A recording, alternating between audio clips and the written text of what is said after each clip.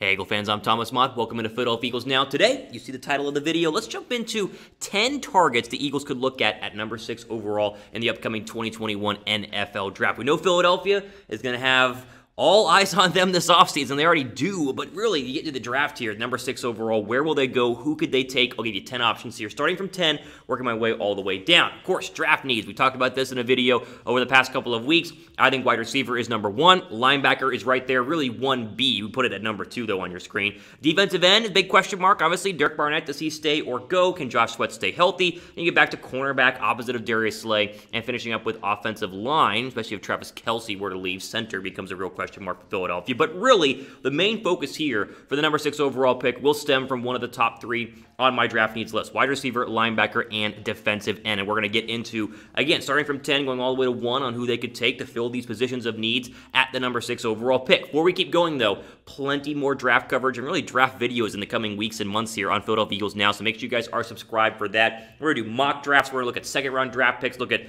wide receivers and linebackers and everything you could possibly want to get you ready to go and, really focus on who you want the Eagles to go ahead and draft at number 6 overall, so make sure you guys are subscribed down below. Okay, so draft targets at 6. Again, we'll start at 10, meaning a guy they could take at 10, but probably a little less likely, all the way down to number 1, the guy who I think they 100% should actually take at number 6 overall. And so it's going to get a little bit interesting here, so bear with me, because some of these names you might go, Thomas, that's so dumb, but got to give you 10 options, and there are only so many great players there to take at number 6. Let's jump right into number 10. That's Kyle Pitts, the tight end out of Florida. Now stop, listen. Don't go down below in the comments and be, Thomas, they will not take a tight end at number 6 overall. I don't think they will.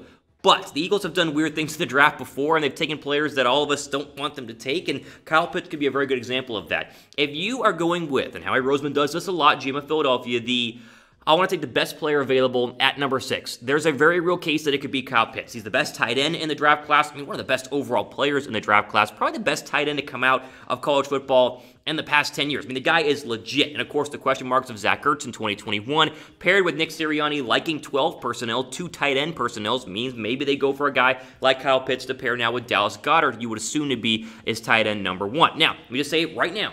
I wouldn't do this. I'd be a little upset if they did this. Tight end is not a position of need. Like we said, Ertz and Goddard technically signed over the next couple of years. But you can see a scenario where they could talk themselves into it, especially if a Devonta Smith, a Jamar Chase, and some of the other great players we'll talk about later in this video would somehow be gone at number 6 overall. Plus, as you'll see with number 10 and number 9 on my list here, if Philly wanted to move back to like 11 or 12, then Pitts becomes a real option there again if they want to bolster the tight end position. There's no debating how great he was at Florida. I mean, the guy is unbelievable. It's why he makes the list here as a tight end. I mean, he's going to be a top 15 pick in this draft. I, again, would not do it at number 6. We got to include him, though, because we all know how Howie Roseman's mind works. It works counterproductive to how a lot of our minds work covering the Philadelphia Eagles, and so Pitts comes in here the least likely, but still on the list at number 10. Ask you guys this down below in the pinned comment. Who do you want at number 6? I mean, we feel like it's be a wide receiver, maybe a linebacker. I'm sure we'll hit on those players later on in the video. But who should the Eagles take at number 6? Give me your take right now down below at the pinned comment.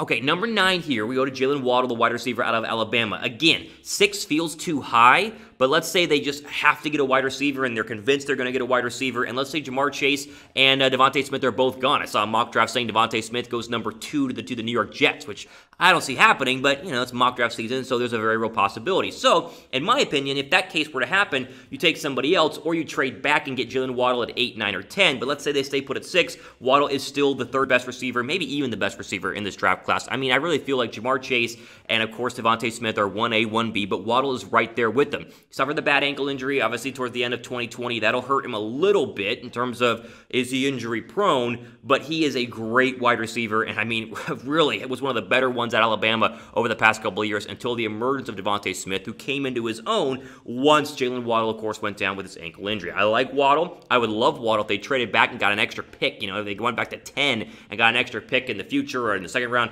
take Waddle there, I would still be happy. Okay, over on to number 8 would be the only defensive end I would consider at number 6. And even this would be a little bit of a stretch. It's Gregory Rousseau, the defensive end out of Miami. You've heard me talk about him a lot. He's my favorite defensive end in the entire draft. Incredible numbers in 2019. He did opt out in 2020, means he's probably going to fall a little bit, so another trade back option, but of course we're talking about number 6 here. But the raw talent is there, and this is a guy that, if everything goes right for him, could become one of the best pass rushers in the entire National Football League. Look at the 2019 stats. 15.5 sacks. that just doesn't really happen in college football. I mean, these guys do not get double-digit sacks like 15 over their course of an entire season because it's, of course, less games. I mean, that would be an insanely good year in a National Football League where they play 5 or 6 more games even if they go to the postseason. In 2019, only Chase Young had more sacks per game than Rousseau as a redshirt freshman. So this guy, to me, is legit. And, of course, there will be some question marks at defensive end as Brandon Graham, Pro Bowl year, fantastic, but getting older, there's a very real chance that they could cut or trade Derek Barnett going into a contract year. And then you're left with Josh Sweat and a bunch of good interior defensive linemen, so you need some more pass rushers, and an option like Gregory Rousseau cannot be overlooked, even though, again, I don't think DN is their number one need. It's a need, and it made my top 5 list, but not a number one need, and so I think it could be a different position, and that's why, obviously, we put in Gregory Rousseau here at number 8, but still an option they will look at, obviously, they're sitting inside the top 10.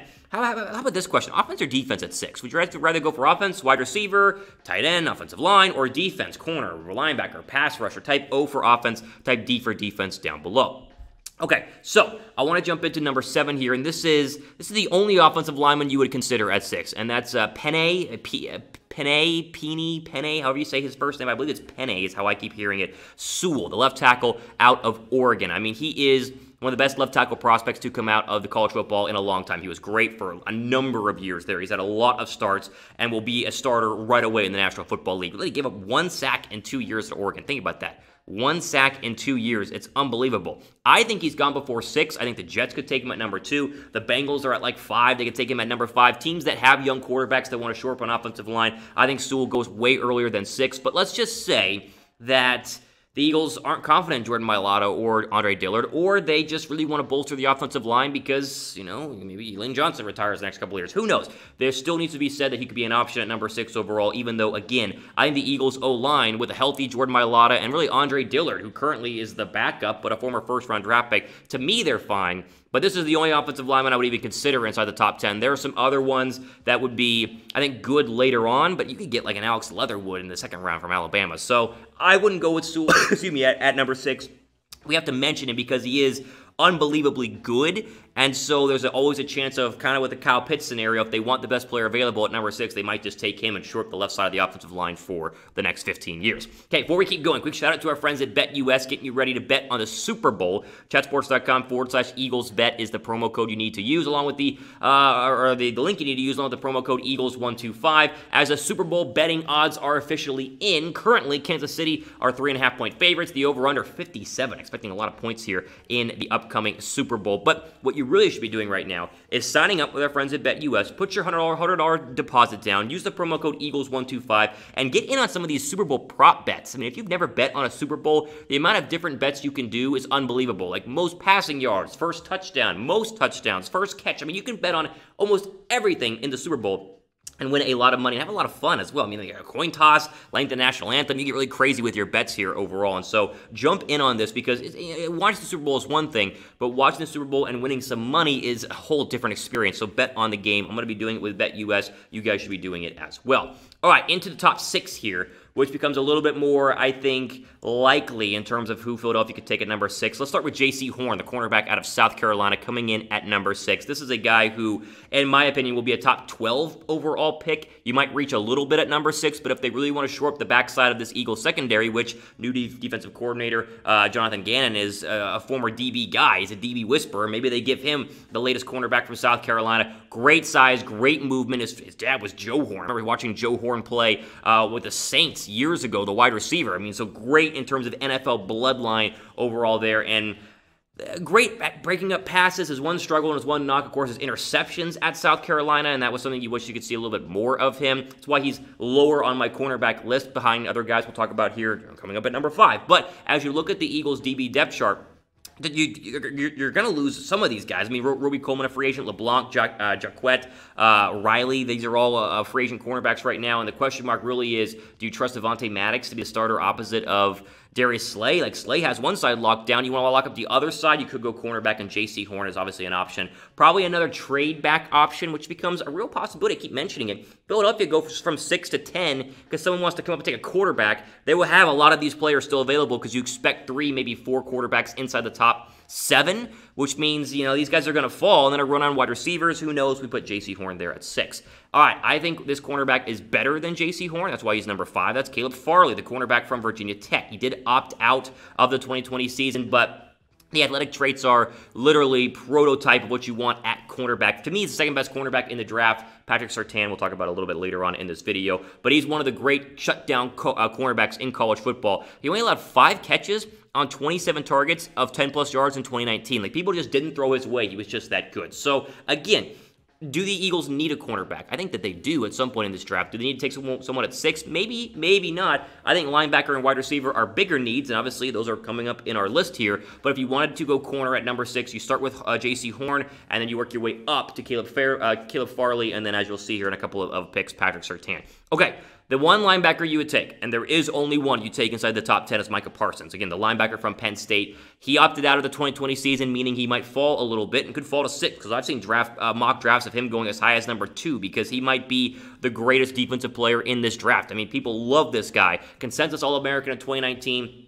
Great against the run, great in pass coverage. I mean, he feels like the next great linebacker. Fred Warner-like, Bobby Wagner-like. I mean, this is going to be a really good linebacker. But as we know, Philadelphia, they don't take linebackers in the first. The highest drafted linebacker in the past couple of years was the Jordan guy out of, I'm forgetting his last name, but it was the Jordan guy out of Texas, the third-round draft pick, now starter in Arizona, who they let go due to injuries, but he turned out to be a pretty good linebacker.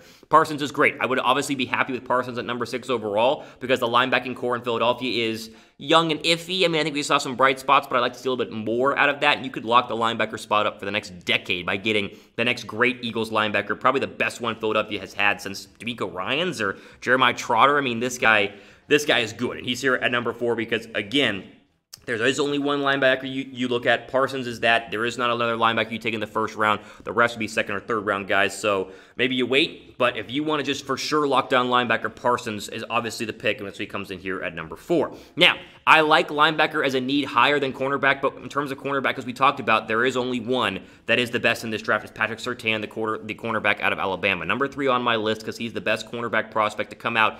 Honestly, since Jalen Ramsey, I feel like he is just that good. He's not incredibly fast, neither is Jalen Ramsey, but the length and the lateral movement are fantastic. He has great hands, and he will go inside the top 10. I don't think he's going to be there at number 6, but let's just say that Devonta Smith is gone. They don't feel too good about Jamar Chase, and you're sitting there at 6 between Parsons and Surtain. I think it could be a coin flip, but Surtain goes a little bit higher because shutdown cornerbacks to me are a little bit more important right now, just as the LA Rams, than linebackers in the National Football League. I love Surtain. I'd be thrilled with him at number 6 overall, but I think him or Parsons from a defensive perspective, you cannot go wrong at all in Philadelphia. He comes in here at number 3. All right, question here, cornerback or linebacker? Again, these seem to be a coin flip on which is more important. Really, Parsons versus Surtain. Which would you guys rather have, cornerback or linebacker? Let me know down below in the comments section. All right, top 2. You've been waiting for them. Obviously, they're wide receivers. We'll start with the second best receiver in this draft. That's Jamar Chase, the wide receiver out of LSU. I think there's a very real chance Philadelphia takes him at number 6. He was the best wide receiver in 2019. He opted out in 2020. I mean, they didn't have a quarterback. I mean, Burrow was there, and then it was a nobody. So probably wise for him to opt out for this past season. Not a burner by any means. I mean, 4.6, 640 is not crazy, but the explosion off the line is elite, and that's where he gets you, right? He's a great route runner as well. I think he's the second wide receiver taken. He could have been the first if Devonta Smith had not won the Heisman, but the Heisman Trophy could obviously shift in favor of Devonta Smith, but Chase goes inside the top 10. He's there at 6, and if they like him more than Devonta Smith, much like they liked Jalen Reagor over Justin Jefferson last year, their mistake, but you could see a scenario where that happens. Chase could be the pick at 6, so he's number 2 here on my list. That leads us into number 1.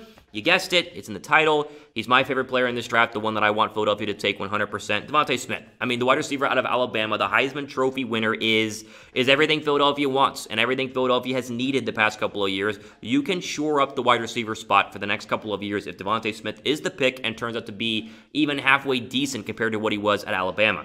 Not crazy speed. Again, elite route running, elite hands. He stayed healthy the majority of the year. And his player comparison from everything I've read is Marvin Harrison, who's a Hall of Famer and one of the best, really not talked about wide receivers over the past 20 years of my lifetime. I mean, he was unbelievable, and he could go anywhere and run any route and be the smartest wide receiver on the field. He's great. When you want to compare Smith to Chase, I mean, what's the question here? I mean, Jamar Chase had a crazy good 14 games, 20 touchdowns, but Devonta Smith was even better. More receptions, more yards, and more TDs. Again, either one of these two make a lot of sense, but for me, if Devonta Smith is there at 6, You just take him, and you get all the Eagle fans off of your back, essentially, who've been clamoring for a wide receiver. And can you imagine Fulgham in really a second year as a starting wide receiver? You get Greg Ward back in there, a restricted free agent. I think that they'll re-sign him. Obviously, Jalen Reagor in year 2 with a healthy full offseason. That becomes a young, much brighter wide receiver core, and obviously it probably goes a long way to getting Carson Wentz to stay. And even if it's not Carson Wentz, then you got Jalen Hurts,